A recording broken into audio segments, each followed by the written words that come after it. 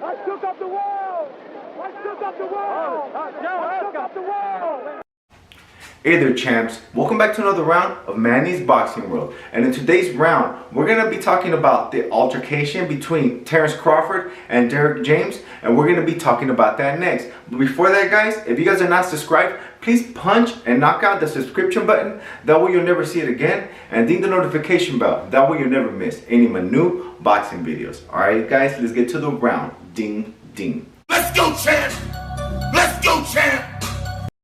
Okay guys, in this altercation, there wasn't a lot of people recording, only a few people were recording, and they got only some footage and it was kind of fuzzy. But I bet you if we had more people recording, then we would have got the whole story, but I think we got the gist of it guys. Okay, I guess Derick James was passing by and Terence Crawford was right there, and I guess Terence Crawford said what's up to Derick James, and Derick James said what's up back.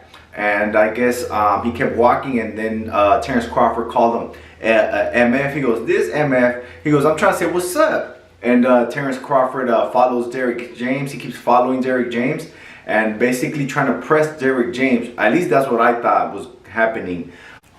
Okay guys, but I believe Terence Crawford is probably just trying to sell the fight, because if he gets in a fight with Derick James, he's probably going to beat up Derick James pretty badly. And yeah, so I believe he's just trying to sell the fight, and there's no way that they're going to let Derick James get beat up by Terence Crawford. That's what I believe. But in another case, I know Terence Crawford does have a track record for trying to fight almost anybody. I guess a while back he had an altercation with Kenny Porter, and I guess they were both talking in an alley, and I guess Terence Crawford balled up his fist against Kenny Porter.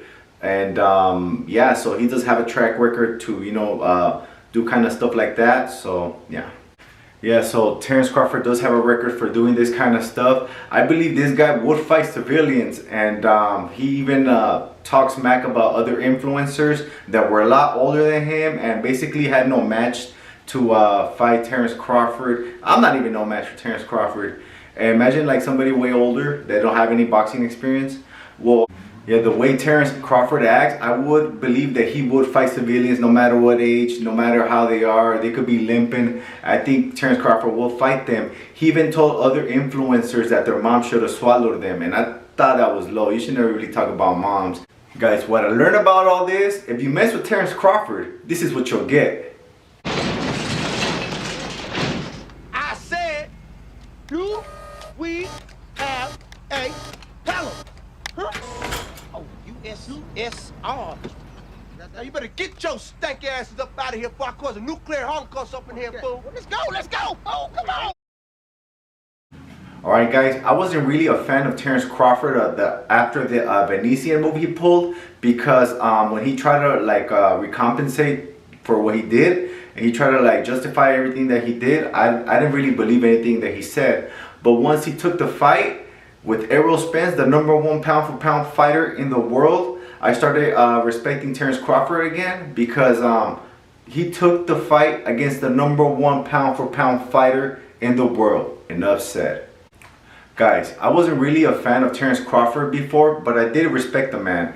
And I respect anybody who laces up a pair of gloves, because I know firsthand what it is to feel to take a punch and throw a punch. And I show my face, and I even put my face and my body on the thumbnail so you know who's doing the show. But after Crawford made the Venetian move, I stopped respecting the guy, because I thought he really was scared of Errol Spence, and he didn't want to take the fight, and everything that he said that he was trying to justify didn't mean anything to me until he took the Errol Spence fight. Then I believe everything that he said before. I see it in a new light, and I respect the man again. And guys, I also have a track record of liking all the bad guys, like Mayweather and Teofimo Lopez. Well, they're not really bad guys, they just, you know, act the role.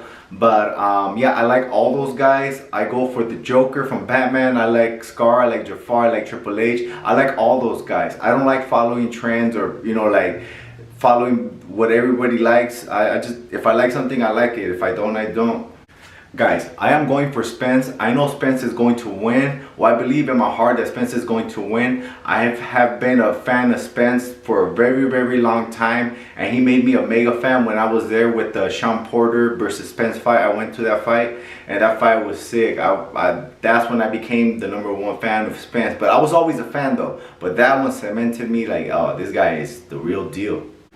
Even though I am going for Spence, I am now a fan of Crawford because he took the fight, and that's the main thing that I wanted is for him to take the fight. So I respect Terence Crawford now, and I actually like Terence Crawford now, but I'm still going for Errol Spence because remember guys, it takes two to make a mega fight, and without boxers, there will be no boxing.